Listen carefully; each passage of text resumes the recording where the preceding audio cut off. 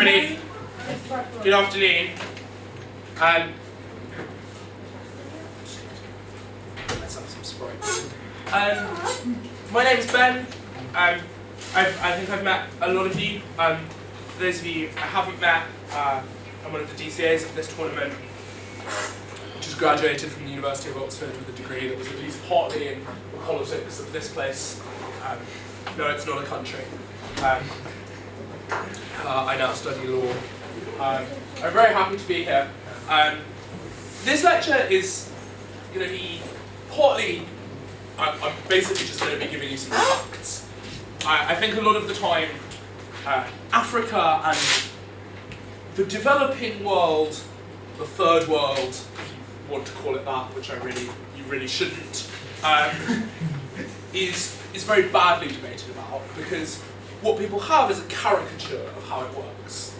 And to them, Africa is the dark continent. It is a black hole of violence and ethnic tension and poverty and brutality and lots of other bad things.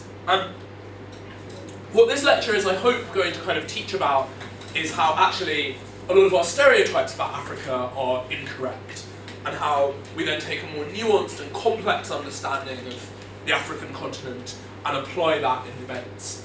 It's not just about debates about Africa per se, as it's not just about kind of motions that are set in a specific country or about specific policy relating to Africa, but more generally when we do debates about the United Nations, about intervention, about democratization, about aid, often we find ourselves talking about Africa. This is the place where a lot of those policies apply the most. And hopefully, many of the general principles that I'll be talking about in this lecture will also apply to other continents that you might also have stereotyped views about, if you do. So the sort of broad format of this lecture is going to be as follows. I'm going to talk about some general guiding principles for debating about Africa. I'm then going to walk you through 3 specific case studies and the kind of core facts of each, where there's a dispute about each, and how they played out. And those case studies are going to be the 1994 Rwandan genocide and subsequent events in the Great Lakes area, the Kenyan elections in 2007 and the democratization process there afterwards, and sort of modern day politics in Sudan, specifically partition into North and South Sudan, and also making some reference to Darfur and interventions there. I'll then talk a little bit about Western policy instruments as they apply to Africa, things like aid and the conditions we impose on aid, and then leave time for questions. I should also say, I find I teach best and enjoy this most if this is relatively interactive, so please do feel free to ask me questions, challenge me on things I'm saying, call me up, ask for more detail. I know the Israelis in the room won't have a problem with that, but for those of you that aren't Israeli, or less used to that, please feel free. Yeah, I always find when I teach classrooms full of Israeli debaters, it's just me talking at them. It's never, no one ever talks back. It's a huge problem. So, I've written 3 things on the board, which to me are the kind of guiding principles we should have when we debate about Africa, when we approach Africa. I think a lot of you will know that earlier in the year, there's a video made by an organisation called Invisible Children, called Kony 2012. And for those of you that know me well, I see some wry smiles. Made me pretty angry. It was pretty toxic. I think that's in part because the kind of vision of Africa that we have as this war-torn, AIDS-ridden monolith was really perpetuated by that video. And so the 3 guiding principles I want to suggest for debating about Africa are these. Firstly, variety. Okay? When I say Africa is not a country, I don't just mean that you shouldn't sometimes accidentally refer to the country of Africa, as happens surprisingly often in debates.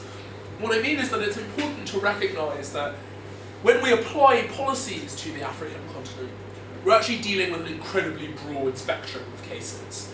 There are some places with HIV/AIDS epidemics. There are some places in the grip of very long civil wars, and there are some places with very deep-seated ethnic tensions.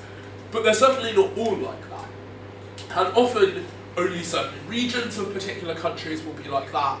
Often that will be an exaggeration of the problems faced there. And so that's where this stuff comes in. So, variety. Africa contains many different countries. That's trivial. There are 54 members of the African Union. But those countries are very different. They're very different in several dimensions. Firstly, they're very politically different. They range from countries like Ghana and Benin, and to a certain extent Zambia, which have very successful democratic processes, with numerous political parties competing against each other, and elections that would look very much like a Western European or an Israeli election. Right down to, yeah. Both. I mean, they, to be sure, have a lot of populism. There's not necessarily an amazing range of political forces there, but they have serious political dispute. They have free and fair elections. Range from places like that to somewhere like Ethiopia, or Eritrea, or Sudan, a couple of other places, which are still kind of old-fashioned quasi-military dictatorships in the way that lots of people still think about Africa. So Eritrea is sometimes called the North Korea of Africa, because it's still very politically closed.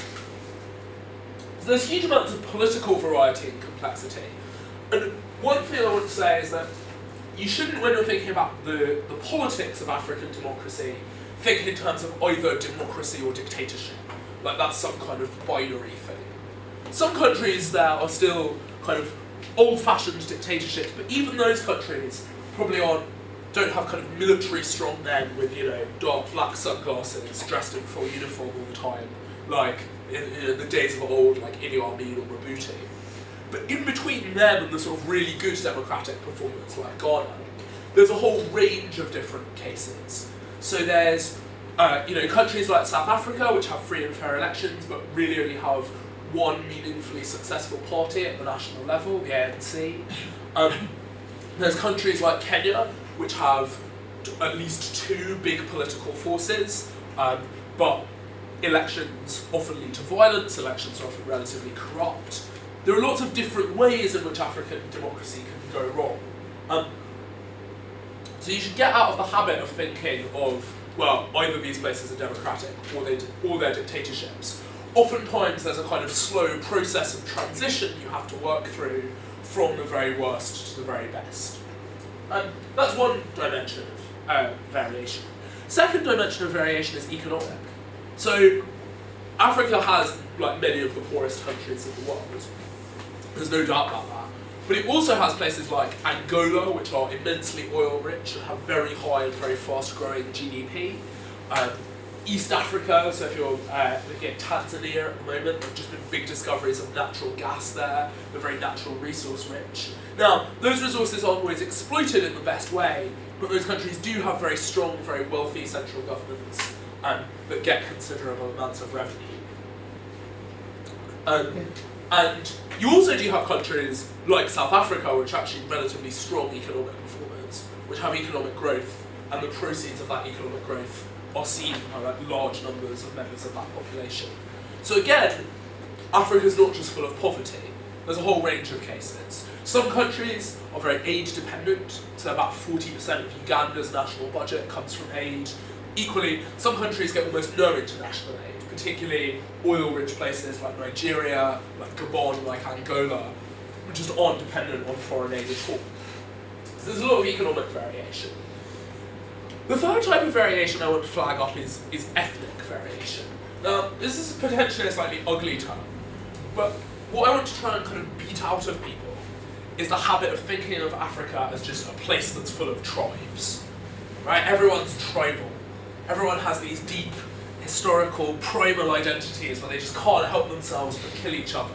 And we all know these words, right? Like we know that, Rwanda has Hutus and Tutsis. We know that, Nigeria has Igbo, Hausa, and Shit, this is really embarrassing. Sorry? Igbo. That's Igbo. Igbo. Igbo, Xhosa, and oh god, this is on video. Yoruba. The Igbo, the Yoruba, and the Xhosa. There you go. But those identities aren't necessarily. So number one, lots of African states don't have ethnic identities at all. There's no problem of ethnic division. If you're Tanzanian, you probably won't. You may well not even know what your ostensible ethnic identification is. If you're, if you're in Ghana, for instance, whilst there is ostensibly an Asante ethnic identity for the majority of the population, that won't really be recognised. It's subservient to a national identity. In Senegal, which has 7 different notional ethnic groups, most identity is actually constructed around Islam. So don't necessarily think that all Africans just have these deep kind of ethnic hatreds that they can't overcome. Those things intersect with politics, they intersect with religion, they intersect with economics, and it's important to remember that they don't all look the same. In particular, ethnicity often only becomes important where it is politically useful, right? So a really interesting case study of this is in Zambia. You have in urban areas, politics isn't really ethnic. It's based around classical kind of industrialized democracy, left-right lines, where there's very strong union presence. But then in the countryside, the same political parties will use appeals to member ethnic identity to get votes. So ethnicity is very complex. Again, don't kind of homogenize all of Africa into one block. Why does variety become important in debating? Well, to some extent, all debates are about, or at least all debates about kind of policies that apply to a broad range of countries, like cutting off a certain type of aid or imposing sanctions on a certain group of people, depend on how well you can deal with the nuance and the differences between all of these cases while still talking about one policy. If you talk about, say cutting off aid to non-democratic states in Africa, as though all of the states we're talking about are Ethiopia and Eritrea, they're all kind of like old-fashioned quasi-fascist dictatorships. It's very easy for another team to say, well actually we think they've not explored the nuance of cases like Nigeria, where there's one dominant political party, but they allow a large amount of political discourse and there is electoral competition. So how well you can then capture variety in your arguments becomes really, really important. The second thing is complexity. Inevitably, this is related to what I was saying earlier about variety, but it will rarely be the case that the politics of particular African countries is simple. It will rarely be the case that there are good guys and bad guys, okay? So, hands up if, broadly speaking, you would agree that in Rwanda, based on what you know, the Hutus are the bad guys and the Tutsis are the good guys. If you know anything at all about Rwandan history. Yeah. Okay, nobody, alright. So the Hutus were the ones that perpetrated the 1994 genocide against the Tutsis. Okay? Now, probably most people therefore think that for most of Rwandan history, the Hutus have uncomplicatedly been the bad guys. Like the Tutsi beforehand were cooperating with a European country that conquered the land, no? This is why, Exactly. So there's a very good argument to say that potentially there's more complexity in Rwandan history. The Tutsis were in fact started out in a position of much greater political power in Rwanda because they were the ethnic group chosen by the Belgian Empire to run Rwanda for them. And there were events in the 1970s and early 80s which arguably represented Tutsi genocides against the Hutu on a smaller scale than what we saw in 1994, but nonetheless were bona fide genocides. In 1996-97, a UN group of experts report has just concluded that the then Tutsi government, with the RPF, which was the Tutsi army in Rwanda, massacred potentially up to 300,000 ethnic Hutu in the eastern Congo. before or After. But that part of history kind of gets deleted when you create very simple narratives, okay? And it's probably worth noting, therefore, that actually Rwanda's not unproblematically about Hutus being bad guys and Tutsis being good guys. Similarly, Darfur is often described as a genocide, probably correctly, under international law, but it's important to remember that what we now recognise as the Darfur genocide began largely as a civil war between Darfuri nomads and the Justice and Equality movement, which was the kind of militia backed up by the Justice and Equality movement represent ethnic Darfuris, and militias on the other side sponsored by the government, mainly the Janjaweed. Okay?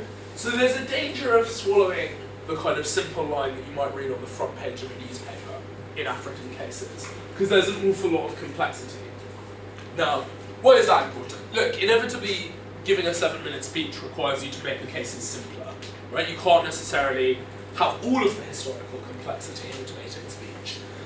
But even a fairly small amount of complexity can really help make an argument more persuasive. If you can make a judge believe that you really know what's going on, and the reason for that is that you're actually aware of the complexities of these cases, then that can be massively important. Similarly, defeating kind of broad brushstroke arguments that say something like the Sudanese government has perpetrated a genocide against the Darfuri people who've been totally defenceless, then you can respond to that argument by problematizing it, by saying, well, actually that's not exactly what's happened. Actually, it began as a civil war, and was what we may now recognise as a genocide there started out as a civil war between two militias. That might, for instance, complicate whether or not we want to intervene in that context. So, bear in mind that Africa is complex. In particular, don't in debating speeches just like example drop by naming a country and be like, and this will lead to genocide, like in Rwanda. Okay? You laugh, but actually, I reckon 85% of the time that examples are used in debating speeches, it's without any real description. It's just like assumed that everyone kind of knows what's going on and fails to ever really describe the example or explain why it's relevant. But when examples are complex, they require description. They require you to walk a judge through a case in a lot more detail. A third guiding principle, agency. So, there's a habit, basically, and this I think derives partly from a kind of view of Africans as kind of barbaric or savages, and was obviously very popular in imperial and post-imperial discourse, as helpless. And some people, so for instance, in the academia of Africa in the 1970s and 80s, Marxist academics kind of looked at Africa and went, well, Africa's just a victim of the international economic order. There's nothing Africa can do about its situation. Okay? International economic. The international economic system, you know, the system of trade, the system of aid, who owns property, who owns capital, and so on. So, people often kind of thought, well, Africans are basically helpless, right? This links what I said earlier to things about ethnicity. Like often if you think of Africans as barbaric or savage, it's very easy to imagine that ethnic conflict is inevitable, that democracy can never succeed because, you know, it will inevitably just turn to violence because of all these ethnic hatreds that mean people will hate each other. So, what we should probably do instead of thinking about that, it's probably unlikely that Africans are that unlike the rest of us, that they're like literally incapable of making choices about their own lives, is think about Africans doing this. Exercising agency, acting as people just like us in the West, having rational thoughts about how they're going to maximise their well-being, deciding that certain things are valuable to them and following through on those. Yeah. Define agency, I fail to understand the meaning of the word in the current context. So it just means basically being able to act as an independent agent. Rather than just being a victim of kind of mechanical historical processes that go on behind you. Now, why is that important? Firstly, because the number of times I've heard in debates something along the lines of, well, this policy will never work because these African governments or these African people aren't rational. And the way we can tell that is that they've done insert X seemingly really stupid thing that kind of screwed them over here. That's an exceptionally bad argument. It's really one of the worst arguments. So on a list of bad arguments, I would place that well into my top 5. Now, why is that? Well, being rational isn't a matter of, like, again, it's not a binary thing, right? Sometimes we will make stupid choices, okay? But doesn't mean we always make stupid choices. In exactly the same way, the fact that an African dictator has engaged in a civil war that seemingly didn't benefit him doesn't mean that he is irrational in all circumstances and therefore capable of maximising his own good. Now, what's particularly interesting about this is that often in the African context, things seem irrational, right? So hands up if, broadly speaking, you think civil war that leads to huge numbers of deaths is an irrational phenomenon. No one's taking the bait, this is so unfair. I bet you all do. But the important point is that oftentimes, actually, civil war will make total sense to the people who are engaging in it. Why? Well, if you are poor, if you start from a position of poverty, you're unemployed, and a civil war offers your rebel group the opportunity to take control of, say, a large diamond mine, and gain the proceeds of being able to sell those diamonds on the international market, going to war might make perfect sense. Indeed, being incredibly barbaric might make total sense. Okay? So, if I said to you, in the late 90s in Sierra Leone, Foday Sanko's RUF, which was the main rebel group in that country, used to go around villages and often, after it took over a village near a diamond mine, it would go into schools, it would set fire, it would light a fire around the school, get people to run out, and then force the people that made it out to go back to, force the boys specifically who made it out, to go back home and rape their female relatives. Does anybody think a rational explanation could be given of that? Does anyone want to try? Yeah, they want to recruit these boys to their group, and they want them to feel like do something so terrible, something so wrong, so they can never go back to their family because what they have done. So they have no other choice to join the cause of their group. Boom! Exactly.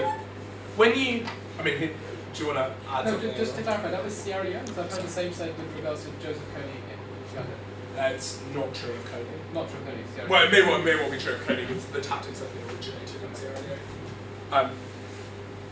Yeah, that's exactly right. If you want to recruit child soldiers, the best thing to do is get them to do something really horrific in their own community. And the method of choice is usually to rape their own female relatives, because they can never go back at that point. They are then bonded to your army forever.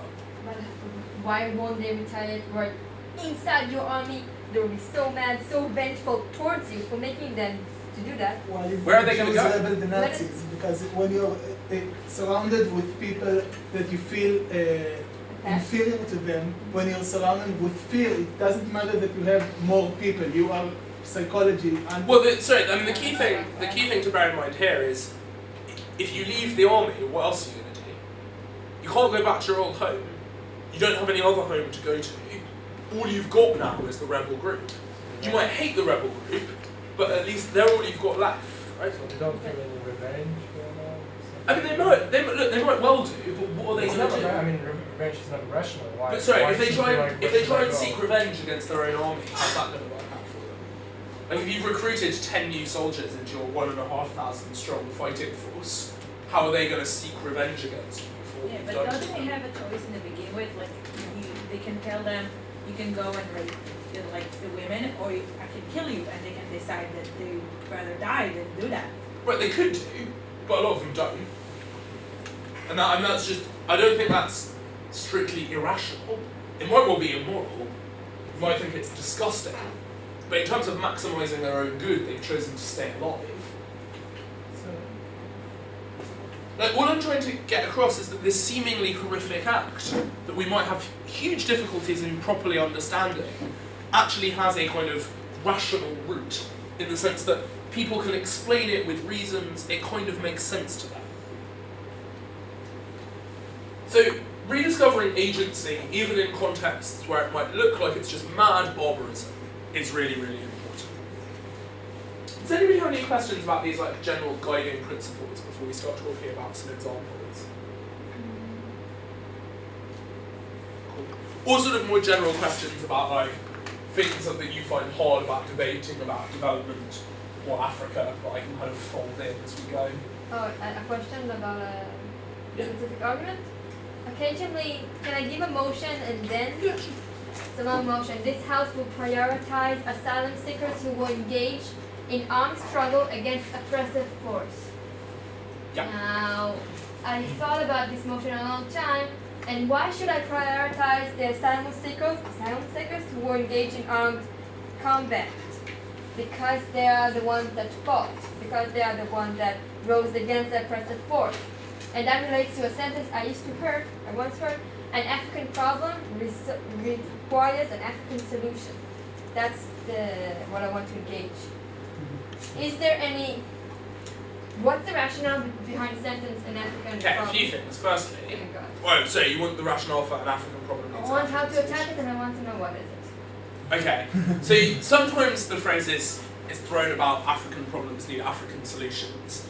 I think that phrase is kind of ugly and not necessarily that helpful, but it probably does get across something important, which is that a lot of the time, Western policymakers, just people in the West, have a kind of mentality that we need to save Africa, right? That basically if we just spend enough money, we militarily intervene in enough places, if we stop enough wars and impose enough democracy, then Africa will be fine. And actually, like, the big thing that's wrong is that we don't do enough. Now, that's actually probably not true because there's only a certain amount that you can impose. But to some extent, good policy requires Africans to get it right for themselves in a sustainable way. So it requires them to have democratic institutions that pick good policies, and so on. I don't think it's always true that an African problem requires an African solution. Like, sometimes it may well be beyond the resources of the African Union or local actors. Sometimes they might need a nudge from outside or whatever.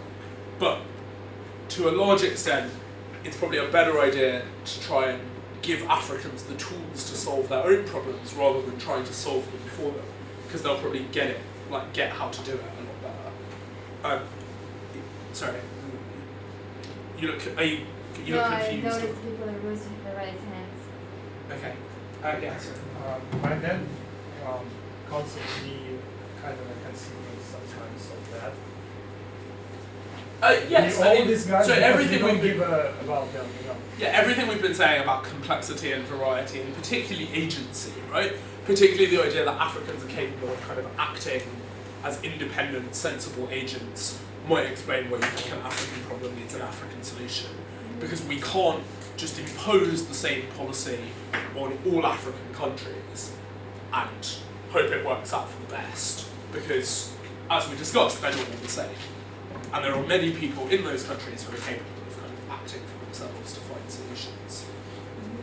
Yeah, there's that kind of... Yeah, it helps. Okay. When I'm trying to build an argument, like I want to say the citizens of a certain country are not likely to do what I believe is the good thing to do.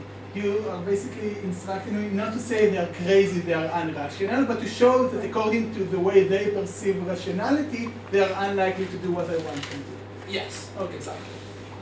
It's about explaining the reasons why people behave in certain ways, rather than just being like, well, they're irrational. So that's why they won't respond to this concept. Yeah. So we can say that, like, in most of the cases that we have anything to do with Africa, then we are talking about Western countries aiming to intervene with the situation within Africa. I'm just wondering whether there are other reasons to give it the legitimacy to act in Africa according to Western policies, than other than like saving Africa. We did it. Well, look, number one, you might think that we owe these countries a kind of moral duty because to a large extent it was European imperial powers that screwed up Africa. Like, there were plenty of quite stable states that weren't in this terrible state of war in Africa before empire came, and we disrupted those. A lot of ethnic hatreds were created by imperial powers and so on. So you might think there's an argument to say we're to blame. You might think it's just a resource-based argument. Like, Africa is relatively poor. It certainly doesn't have the enormous amounts of cash that the West could potentially hurl at the African continent to solve these problems. I mean, apart from that, you just might think that there's a kind of general international responsibility to prevent a genocide or do whatever it is in a particular context. But yeah, I would say those would be the main reasons. Cool. Let's move on to case studies. So, Rwanda. Now, some background history. So Rwanda is governed by the Belgians under empire. The Belgians, with the possible exception of the Portuguese, are like the nastiest empire. Like, Britain did some pretty horrific things in Africa. France did some pretty horrific things in Africa. The Belgians, by a distance, take the biscuit. What we now call the Democratic Republic of the Congo was governed by King Leopold, literally as his personal fiefdom. It wasn't even like an imperial colony. He ran it like it was his back garden. He built a palace there, which was a scale replica of Frederick the Great's palace, which he particularly admired. Just like in the middle of the jungle, just built this palace. People were massacred, there were no doctors, there was no teachers. And anyway, so Rwanda got treated pretty badly. In particular, one of the things that was convenient to the Belgians in Rwanda was to construct a relatively small elite. This was quite a common tactic of Tutsis. Okay? And they were the basic means by which the Belgians governed Rwanda. Okay? And there were some notional physical differences between Tutsis and Hutus. Were they the minority at that point, the Tutsis? Yeah, the Tutsis were, well, in as much as the identity existed at all before the Belgians came along, they were a minority. There's some historical dispute as to whether or not until the Belgians construct these identities, they actually mean anything at all. Would you be able to compare it to the situation in Syria where you do have a very, very small minority controlling a majority, or it's not that small? Well, today they're about 15% of the population, but that number's certainly obviously fallen post 1994. So it's a small minority. Yeah. Now, the Belgians do a number of things that really strengthen these identities. Okay, so the Tutsis are the governing class. They get all the leading civil service positions. There's a kind of Rwandan, a Banya-Rwanda royal house created, populated by Tutsis. In particular, everyone in Rwanda has to carry an identity card under Belgian rule. And whereas Tutsi and Hutu would certainly have been very loose-weave categories of identities before the Belgians came along, and many people might consider, you could consider yourself like half Tutsi and half Hutu or whatever, the Belgians picked a side for you, okay? So you were either Tutsi or Hutu on your identification card. And so those identities get massively strengthened. Now, what basically happens? In late 70s, the Hutus, they seized power much earlier, in 1961. But after a while, the Hutus take power. Yeah. So just before that, at what point did Rwanda get carved off from most of its own independent country? It was always governed. It was always separately, yeah. So these guys are in power, and by the mid 80s, by 1990, which is the kind of important, the key date, Rwanda is basically governed by Hutus. There's a party called the MRND, which stands for I think it's Mouvement pour la restauration nationale de la démocratie. It's in French. It's French. It means like the national movement for the restoration of democracy. That's the Hutu political party, led by a man called Juvenal Habyarimana. And the Tutsis are largely in exile. Okay? So most Tutsis, not all, but a very large number of Tutsis, have fled Rwanda, some to Burundi, which neighbours Rwanda to the south, some to Kenya, and many to Uganda. And they live in refugee camps. Okay? So there's huge numbers of Tutsis in refugee camps. 1990, this force kind of comes into serious play. Okay, it's called the Rwandan Patriotic Front, and it's a Tutsi force based largely out of Ugandan refugee camps, located in Uganda, that aims to overthrow the Hutu government, basically, and starts a civil war. The civil war drags on from 1919 to 1994. These guys are, well, it's somewhat unclear to the exact extent to which he led them, but Paul Kagame is the big name in the RPF, right? He's the kind of military leader of the RPF. Now, 1994, there's some evidence that this has been pre-planned for quite a while, okay? But, in 1994, Habyarimana's plane is shot down while he's leaving Kigali, which is the capital of Rwanda. The Burundian president is a man called Cyprien Ntayarimana, is also on board.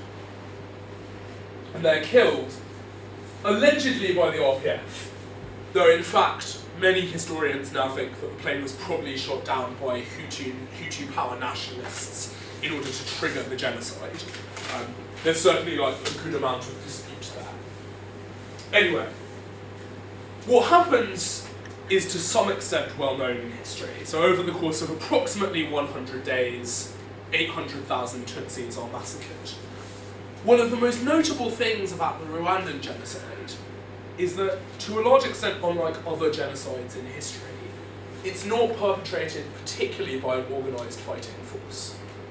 There are, to be sure, leaders and coordinators, but most ordinary Hutu are engaged in the genocide. Okay? Most Rwandans, and this is one of the things that's so difficult about national reconciliation in Rwanda, most Rwandans participate either as victims or perpetrators in the 1994 genocide. If you refused to participate, or if you didn't actually want to be a genocidaire yourself, because there was an expectation on every Hutu that they would go and wipe out the Tutsi, then instead you had to buy the beers. You had to buy the beers at the end of the day. You had to buy beer for everyone who'd been out genociding in your community. They would come back from a day's work killing Tutsi, and you would have to get them around. You're joking? No, I'm not joking. That was the expectation. Because everyone had to be in some way involved in the process.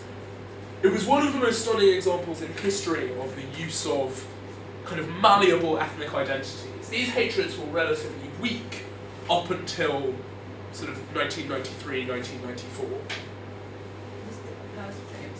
This is all happened because the Belgians left? No, so the Belgians left ages and ages, and the Belgians have been out since the 60s. So why it happened this year? Why is it just if the Belgians left you said many years ago, why it happened during the 90s? Well, in part because the RPF had started a civil war. So that's at least one of the things that destabilises Rwanda, is that these guys had finally organised in the refugee camps in order to invade Rwanda. In part because Habyarimana's plane was shot down, and no one really knows what caused that. And there's some considerable historical argument as to whether or not the genocide was actually planned before Habyarimana's plane was shot down. Certainly, media played a particularly important role in the Rwandan genocide. So there was a radio station called RTLM, which used to broadcast lists of names and addresses of Tutsi, and then the locations of machete caches to tell Hutus where to go. There was a newspaper called Kangura that used to publish like editorials basically saying that the Tutsi needed to be wiped out and so on. How many? You said 80 days and how many people? It was about 100 days, Okay. 800,000. 800,000. It was a pretty like high efficiency genocide in terms of like pretty striking. People who got killed was slaughtered, they were murdered during the genocide or during the civil war or both? Most of them were murdered in the genocide. The 800,000 is the figure for the genocide. And when was genocide? Sorry? When was that? 1994. And the war? 1990. So this is the Civil War. Okay. This whole thing is the Civil War. And then in 1994 there's a genocide. What's that then? Sorry? What's that then? Oh, well, partly kind of running out of Tutsis. Relative, like, I mean, but literally, most of the Tutsis that now live in Rwanda were RPF from the refugee camps. Partly that the RPF won. So the thing that actually stopped the genocide was that the RPF, which was the Tutsi rebel force, seized Kigali and was then able to impose order.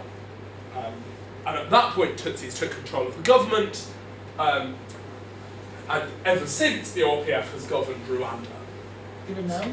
Yeah. So they've still got the same political problem, that they've got a minority governing majority, or is it not an issue anymore? Well, this is what I want to come on to talk about. So, one of the things that's very interesting about modern Rwandan politics is that, to a large extent, Kagame has been able to exploit the West's genocide guilt as a means of attracting a lot of international aid and getting very little questioning for the political policies he imposes. So there are basically no alternative political parties in Rwanda.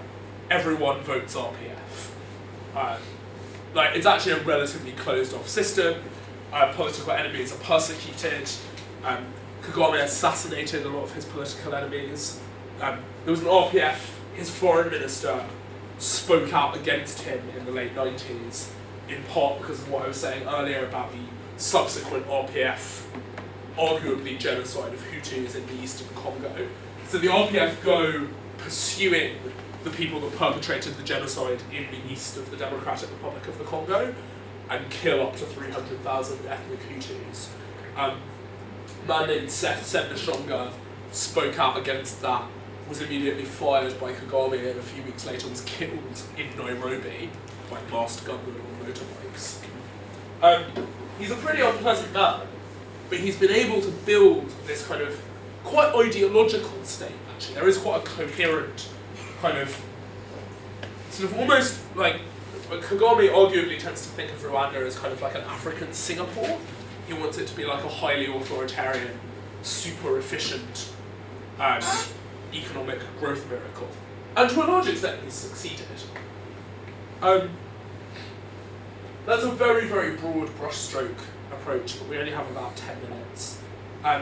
If you want to understand, I'm going to put up some further reading, basically, if you're interested in learning more about this stuff. But if you want to understand what happened in the genocide, there's an amazing book called Leave None to Tell the Story, which is actually available online. You can download it for free, about how the genocide was perpetrated. Does anyone have any Rwanda questions? Yeah.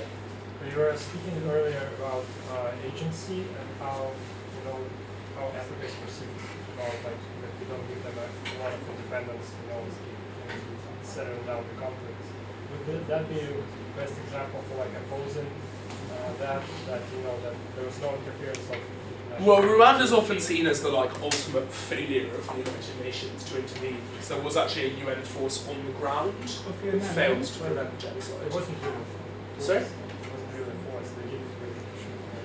Well, they didn't do anything. There were UN troops there. That's what I mean. Yeah. Sorry. after the 300,000 Hutus were slaughtered, Yeah. from then till now, what was the way Kagame treated the Hutus that now live in Rwanda? Well, they don't have very much political power. Political power is all concentrated amongst Tutsis, and to a large extent, economic growth also primarily benefits Tutsi. There have also been allegations that he's perpetrated further genocides in Hutu refugee camps in the eastern DRC. So not great, but there's been no kind of like open slaughter. Yeah. Would you say that, I know it's not the same, but what happened in Sudan is like a little bit similar to what happened in Rwanda? It's like two tribes that kind of fight each other, and then it got divided to south of Sudan. Not really, for reasons we'll come on to. The cases are actually the cases are actually quite radically different, but I'm going to talk about Sudan next. So, for various reasons, Sudan is a much more kind of evenly matched war. There's much there is no clear genocide in South Sudan. Darfur is different. So Darfur is not located in South Sudan. So in as much as there's been a genocide in Sudan, it's not really been related to the ongoing civil war in the same way. Bregman, did you have a question? Alright, let's move on and let's talk about Kenya. So, Kenya. 2007 is the key date in Kenya, because it's the year of the elections, which kind of became very violent and so arguably made Kenya a very interesting case study for the successes and failures of African democracy. The background you need about Kenya is until 2002, it was governed by a man called Daniel Arap Moi. And the West basically forced Moi out. The West required him, they made all of their aid to Kenya conditional on Moi accepting term limits. So Moi goes in 2002 and is replaced by a man called Mwai Kibaki. Okay? Now, Kibaki is an interesting figure. He served under Moi, but has become a Moi opponent. And in fact defeats Moi's selected successor, it's a guy called Uhuru Kenyatta, in the 2002 elections. At this point, it looks like Kenya is a pretty good example, really, for African democracy. The West has successfully imposed conditions on an African president who's stepped down. He's been replaced by a president from the opposite party. The ruling party has given up power peacefully. It all looks like it's going pretty well. Kibaki seems broadly like he's a reformer, he's going to make the economy better. It's kind of all going good. Enter this man, Raila Odinga, who has previously served under Kibaki and is the leader of the main opposition party. Now, there are four big ethnic groups in Kenya, okay? They are called the Kikuyu, and Kibaki is Kikuyu, the Kalenjin, the Luo, and the Luya. Now, to give you an idea of how flexible ethnic identities are in elections in Kenya, in the 2002 election, the Luo and Kikuyu, and also the Luya, are allied together against the Kalenjin, because Moi is Kalenjin. And these guys work together, they have a coalition in 2002, and it's a big part of what causes the fall of Kibaki. But by 2007, we now see that the Kalenjin have largely sided with Kibaki, and the Luo have largely abandoned their allegiance to him. Odinga is Luo. The basic sort of thought about this is that elections become kind of zero-sum in this environment because these groups are all of roughly equal size. The Luya are like a little bit smaller. But broadly speaking, you'll just about win an election if you get an alliance of any two of these three. But only just, right? It'd be a very, very slim margin. And in fact, if any of them vote the other way, then your alliance is destabilised. What happens in 2007 in what are largely expected to be free and fair elections is basically that Kibaki steals the election. So there's like flagrant ballot box stuffing. Kibaki intimidates the Electoral Commission into not announcing the results until eventually the results are announced in favour of Kibaki. Predictably, there's enormous amounts of violence surrounding the election and in the immediate aftermath as Odinga tries to seize power. And at various points, like, Kenya watchers, at this point are kind of like baffled as to what has happened, because it's all really gone to shit quite quickly in about 5 years.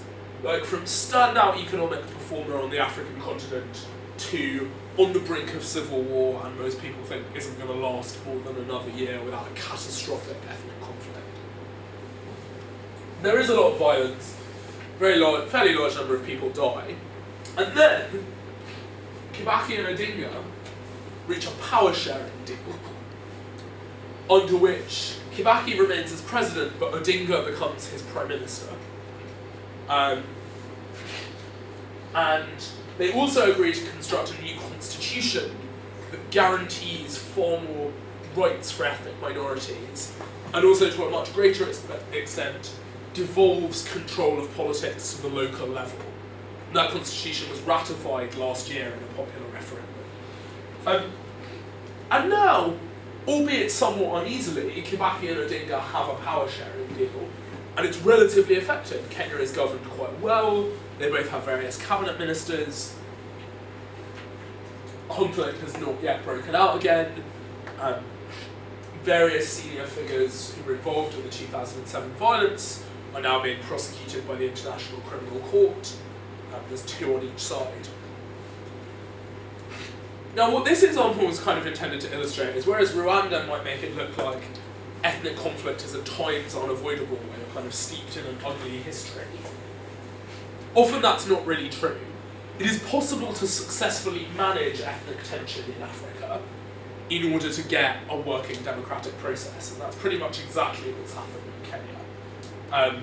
And the constitution also massively decreases the importance of ethnic politics, and so on. Has anyone got any questions about Kenya? Is it still like that? Yeah. Still corroborate together? Yeah, there's still power sharing. When It's is kind the of cold. next election? It's delayed by the new constitution. What I- are the predictions as to the outcome of what will happen? It's now widely thought that Odinga will almost certainly, like, undisputably win the next And do they election. reckon that the power sharing is going to go on, or is this going to take the No, the power sharing is intended to last until the next election.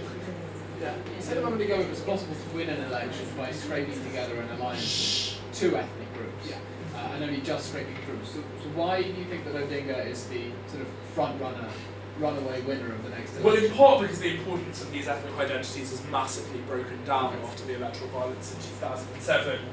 In part because it's not at all clear that the Kalenjin will stay with Kibaki, right? Remember what I said earlier, that previously Kikuyu and Luo were allied against Kalenjin. There's no principal reason that you couldn't get a Luo-Kalenjin alliance against the Kikuyu. Awesome. Let's talk about Sudan. This is the last case study. No more genocide? Well, there'll be a bit of genocide in this one, but it's like in passing. There's a genocide which is like a little bit tangential.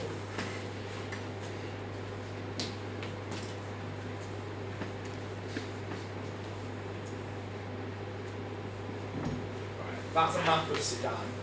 South Sudan. But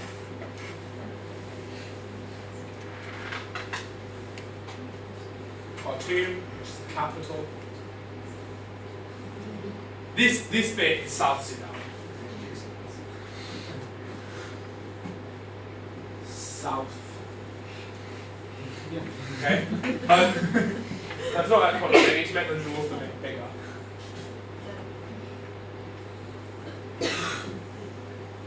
There you go. Now, oh, sorry, and this bit. So first common misconception to clear up about Sudan. Darfur is not in the south.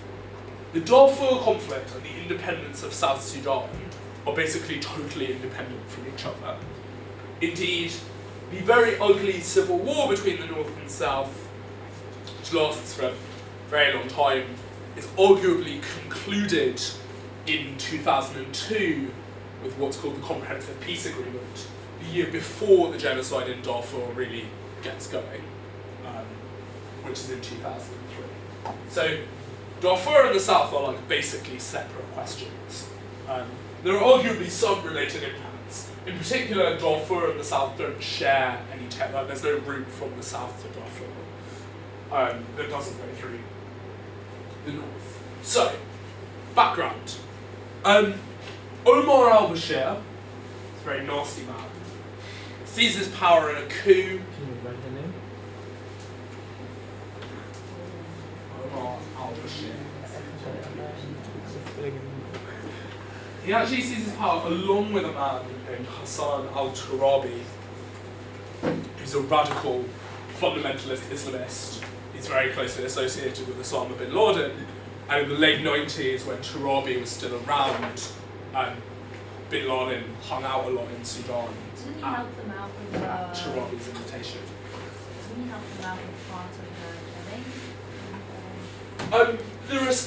killing? There are some theories to that effect, but the evidence is like relatively unclear.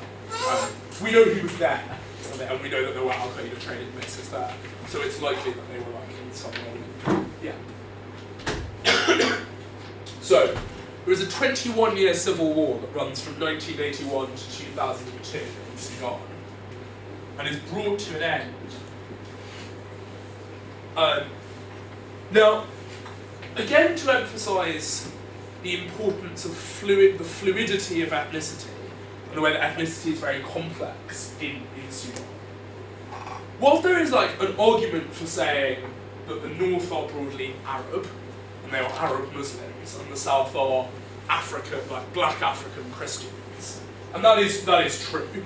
So if you're resident in the north, like it's a country jammed together by bad colonial design, basically. There are also two big ethnic groups in the south, one called the Nur and one called the Dinka. And they are historically like massive enemies. The Nur and the Dinka fucking hate each other. Fight all the time. At least for the duration of the civil